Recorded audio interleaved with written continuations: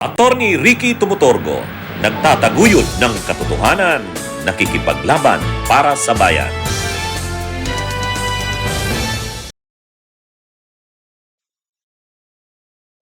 Mga kabunyog, mga kababayan, magandang araw po sa inyong lahat. Welcome po sa isa na namang episode ng ating talakayan dito po sa aking bagong segment, Ang Take Ko, Ata ni Attorney Ricky Tumutorgo. Ito pong bago kong segment, mga kabunyog, para po ito sa mga nagtatanong sa akin lagi. Attorney, anong take mo ba dito sa isyong ito? Attorney, anong take mo dito sa pangyayaring ito? Kaya para isahan na lang ang sagot ko dyan, gumawa na ako ng regular na segment na ito na nga, ang tawag ay Attack, ang take ko ni Attorney Ricky Tumutorgo. So mga kabunyog, mga kababayan, napapanood po ninyo ito sa aking Attorney Ricky Tumutorgo YouTube channel. Kaya kung hindi pa po kayo nakasubscribe, subscribe na po kayo. Papanood rin po tayo sa Attorney Ricky Tumutorgo Facebook page. Kung hindi pa po kayo nakafollow, follow na po kayo. Ayan. Mga kabunyog, mga kababayan, pag-usapan na natin itong ang take ko, ata, ni Attorney Ricky Tumutorgo. Sinagot ni Leni Robredo. Sinagot ni Leni Robredo yung bira ni Harry Roque. Nakita nyo naman siguro yun, mga kabunyog, mga kababayan. Tungkol yun doon sa nagbiyahe kasi si Attorney Leni si Mayor Leni Robredo, siya na kasi ang mayor ngayon ng Naga City. Ngayon nagbiyahe si Mayor Leni papunta ng Manila. Mga kabunyog, ngayon mayroong nag-post noon, mayroong nag-post noon na si VP Leni nga papunta si Mayor Leni, kasi mayor na siya ngayon ng Naga City, papunta siya ng Manila, nagbus lang siya. Hindi siya nagdala ng private na sasakyan, kasi nga magastos sa gasolina o sa krudo. Para makatipid, nagbus na lang siya. Ngayon, sa totoo lang, hindi naman bago na yan kay Mayor Leni. Hindi na yan bago kay Leni. Kahit noon pa na congresswoman siya ng 3rd District ng Camarines Sur, nagbabas lang talaga siya. Magpapunta ng Manila or Manila to Naga. Kahit nung Vice President siya, nagbabas lang siya. Kasi nga, alam nyo, hindi lang naman sa punto yan ng hindi lang yan sa punto ng pagtitipid. Sa punto rin yan ng nung convenience. Alam ko yan kasi taga Naga City ako. Ano yan? Kumbaga, ang kalsada galing ng Manila papunta ng Bicol, lalo na itong tinatawag naming Andaya Highway, itong sa Maharlika, Quirino or Andaya Highway, ay lubak-lubak yan, grabe yan. Yan yung binisita ni Vince Dizon noong nakaraang linggo. Grabe talaga ang lubak. Ang kalsada ng Bicol, lalo na mula Quezon to Bicol na, ay sobrang lala talaga. Kaya kung kahit magdadala ka ng sariling sasakyan, tagtag ang katawan mo. Samantalang kung nakabas ka, lalo na kung yung magandang klaseng bus naman, yung mayroon kaming lazy boy na tinatawag, komportable ka. Kasi sa bus, yung suspension niya. Kaya hindi lang naman yan sa hindi lang naman yan sa tipid. Yung yung comfort mo sa pagbiyahe. Kung hindi ka rin lang naman mag-eeroplano, magpa-private kang sasakyan, kahit private na sasakyan mong SUV, tagtag yan. Ngayon, kaya si dating Vice President ngayon ay mayor na ng Naga na si Leni Robredo, talagang nagbas na lang siya. Hindi naman big deal sa kanya. Kaya lang yung isang pinost yung picture niya na yon na nakasakay siya sa bus. Habang nakasakay siya sa bus, naghihintay ng umalis yung bus sa terminal, nagbabasa siya ng mga dokumento. Kasi siyempre kung may mga pipirmahan ka, kailangang aprubahan, sasamantalahin mo na habang hindi pa naman umaalis yung bus, nagbabasa ka. Kumbaga, hindi ka plastikan yun. Kaya lang, nag-react itong si Harry Roque. Sabi ni Harry Roque, maniniwala sana ako kung kuha ng netizens or ng ordinaryong pasahero. Magpakatotoo naman tayo, yun ang gusto ng mga tao. Kasi ang lumabas kasi, doon kasi sa unang labas nito sa SOCMED, ang lumabas, ang nag-post, yung staff ni, yung EA, yung executive assistant ni Mayor Leni, si Rayan Rintoy. Yun yung lumabas na nag-post. Pero lininaw na ni VP Leni sa kanyang sagot, Ayan, sinagot na ni VP Leni ni Mayor Leni si Harry Roque. Ang sagot ni Mayor Leni, sagot sa fake news ng mga tao na walang kilalang politiko na nagbabas na walang bodyguard na kasama. Post po ito ni Sangguniang Kabataan Chair Marlon Casilaw na nasa terminal din para ihatid ang nanay niya na papunta sa Manila. So yun ang sagot ni Vice President ni Mayor Leni Robredo kay Harry Roque. Ang nag-post daw talaga noon yung chairman ng SK. Yung chairman ng SK, Sangguniang Kabataan, nakita si Mayor Leni, pinicturan siya. Pagkatapos, pinost niya yon. Yung kasing chairman ng SK nandun kasi hinatid daw yung nanay na pupunta rin ng Manila. Siguro, unang-una, bakit napakalaking issue kay Harry Roque yun? Napakalaking issue kay Harry Roque. Unang-una, normal naman talaga ni Leni yun. Ang masama lang kung parang yung pagkakataon lang na yun si Leni nagbas at saka parang na yun sa kanya. Parang gusto niya lang magpa-epal. Hindi eh. Tsaka hindi nga alam ni VP Leni yun eh. Ang nag-share pala yung chairman ng SK. Siyempre, alam nga naman pagalitan online ni Mayor Leni yun. Kaya lang yun na nga, ang maganda rin dito, sinagot ni Mayor Leni, at least malinaw. Ang nag-post pala, yung isang SK chairman na nakita siya. Yung SK chairman na yon, hinatid kasi yung nanay na papuntang Manila. O ngayon, si Rocky naman, mukhang na talaga ngayon kasi mainit na ang politika. Mukhang si Leni Robredo yata ang tinitingnan ng mga DDS na makakalaban ni Sara. Kaya parang kitang-kita mo na ang init ng politika, no? Tinitira ka agad si Mayor Leni samantalang hindi naman yun. Yung panahon lang ba na yun ginawa ni Leni yun na nagbiyahe by bus? Hindi. Tsaka hindi naman niya hindi niya alam na pipicturan siya. Kaya lang alangan naman pagalitan niya publicly yun, yung nag-post noon. Pero lininaw na ni Mayor Leni, ang nag-post ay hindi niya staff. Yung chairman ng SK, na nandun, hinatid yung nanay kasi papunta ng Manila. At least malinaw na ito. Malinaw na itong issue na to. Kaya dapat tumigil na rin itong si Harry Roque. Kakukomentaryo ng ganyan, no? Mga kabunyog, mga kababayan. Kaya anong ito ginawang malaking issue. Hindi naman yan kay Mayor Leni kasi niya nga yan, normal na yan sa kanya na saka sa aming mga Bicolano nga, mas maganda yung magbas ka. Kasi komportable ka kaysa sa mag-private kang sasakyan. Kahit private yan, hindi komportable kasi ang kalsada namin, hindi katulad ng mga kalsada pupunta sa norte. Grabe dito sa amin.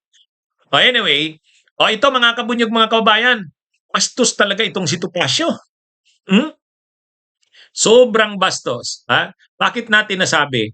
Ang tinutukoy ko, yung isang forum, may talakayan sa Billionaire News Channel. Doon kasi sa Billionaire News Channel, may programa doon si Attorney Jess Falses saka si Attorney Jimmy Bundok. Si Attorney Jess Falses, Pinklawan yon. Si Attorney Jimmy Bundok naman, DDS yon. Mukhang may programa sila doon. Ginest nila si Topacio. Ngayon, pagdating ni Topacio, siyempre, pinapakilala ni Jimmy Bundok, si Attorney Jess Falses kay Topacio. Para bago magsimula yung talakayan yata, pinakilala. Pinapa-handshake, shake hands.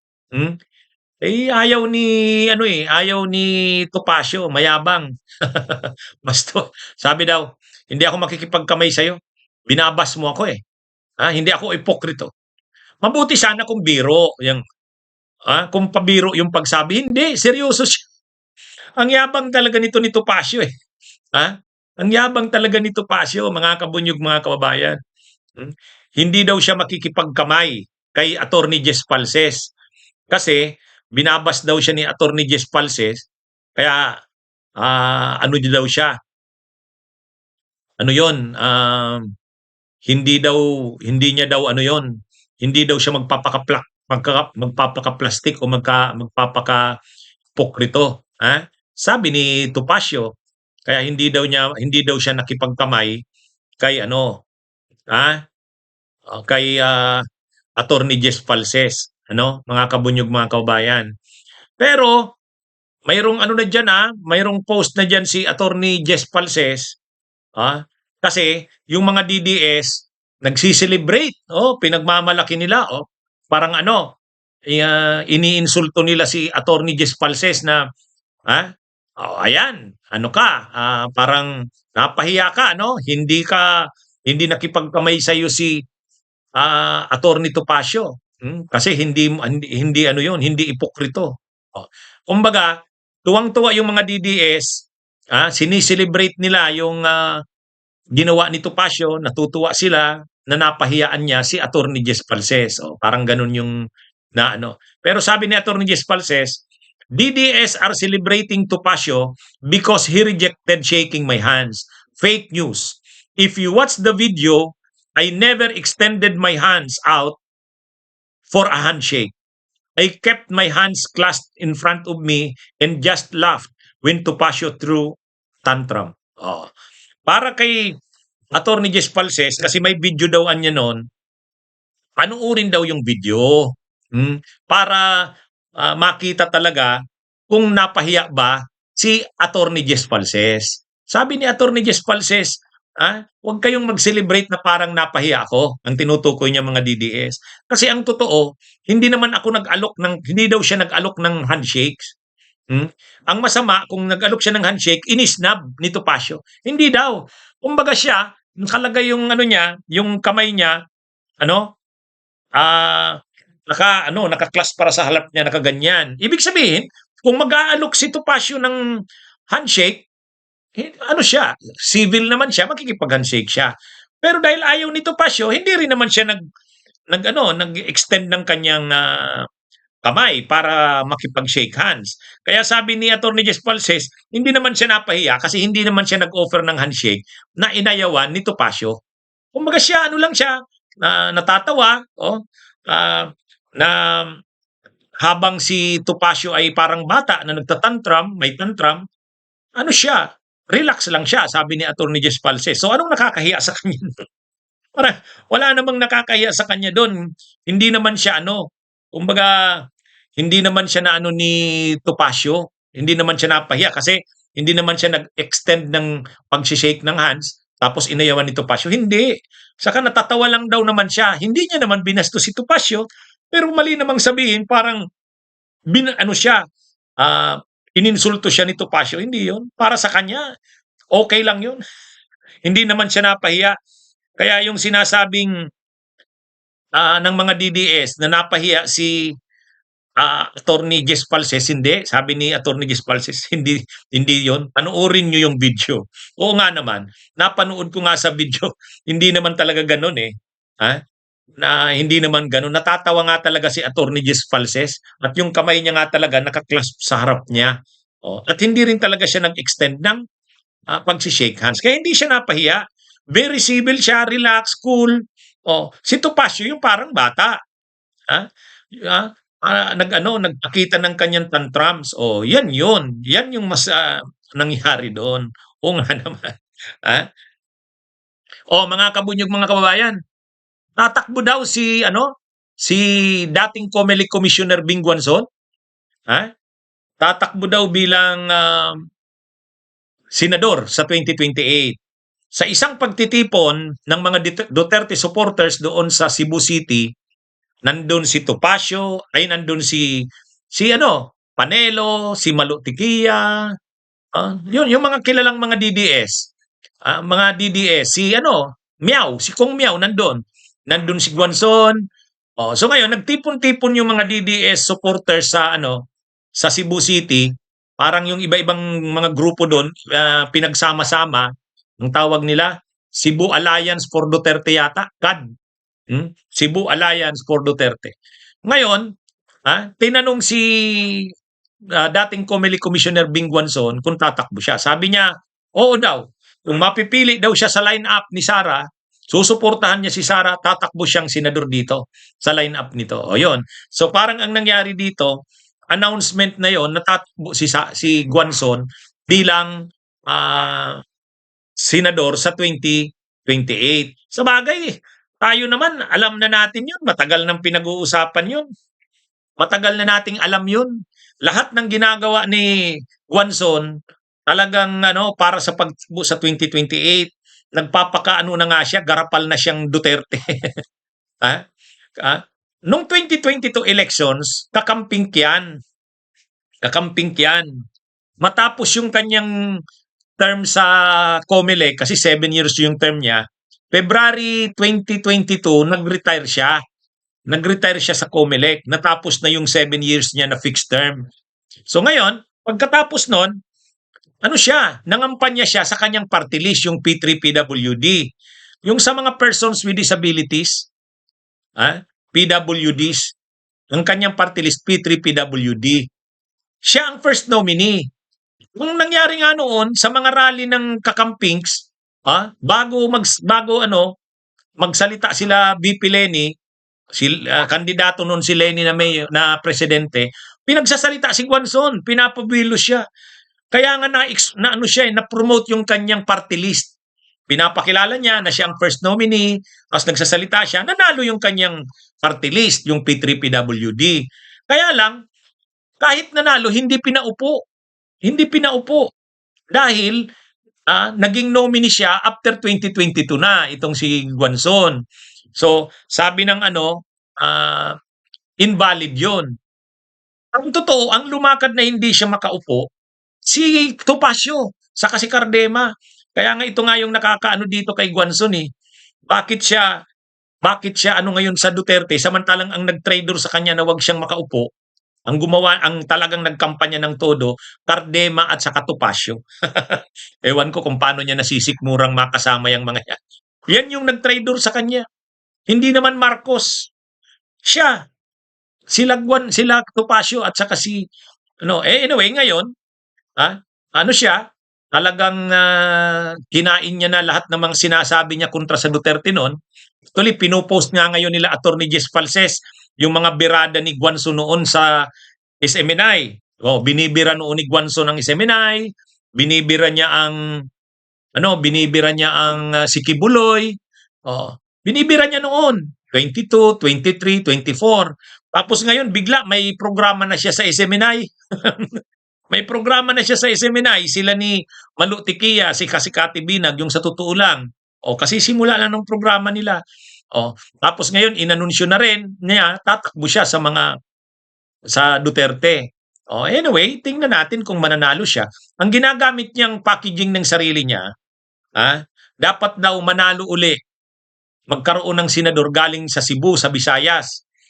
Mukhang sinasabi niya na may dugo siyang Cebuana.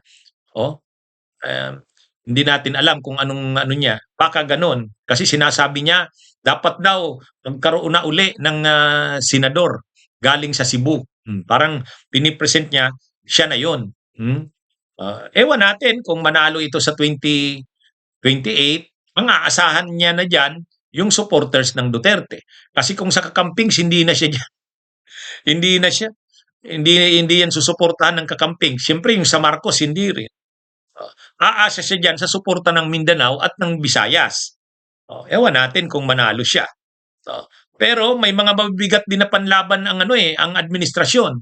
Kung tatakbo si Luestro, tatalunin siya ni Luestro. Tatakbo si Torre, malakas yan si Torre. Si Vince Dizon, malakas yan. Sa mga Pinklawan naman, malakas si Heidi Mendoza. Malakas kung si Laila tatakbo, si Chel Jokno, malakas yan. Kaya may malakas na mga pambato ang oposisyon at saka ang administrasyon pag nag-alyansa. Kaya hindi rin nakakasigurado yan si Guanzon. Ewan ko kung susuportahan talaga siya ng kasi marami ring mga kakamping ng mga Duterte hindi rin naman sulit sa kanya. Kaya nga sobra ngayon yung kanyang garapal ngayon yung kanyang pagtanggol kay Sara, kay Duterte, kay Digong para makuha niya yung suporta ng mga DDS. Oh, para gusto niyang ipakita na totoo siya sa pagiging DDS. Kaya naman makikita nyo, garapal yung kanya, ano, lahat niya na lang inaaway. Si Llamas, inaaway, si Risa, lahat. Walang pinapalampas. Si Attorney Jess Falses, bakit inaaway niya sila Llamas? Kahit ad hominem na yung mga atake niya. Para ipakita sa mga Duterte supporters na siya ay totoong DDS. Bagamat hindi niya rin sinasabing DDS siya. O nga pala, sabi niya hindi raw siya DDS. Sus naman. Ano naman nagsabing hindi siya DDS? Anyway, yan mga kabunyog si Guanzon. Abangan na lang natin anong mangyayari sa kanyang pagdideklara na yan.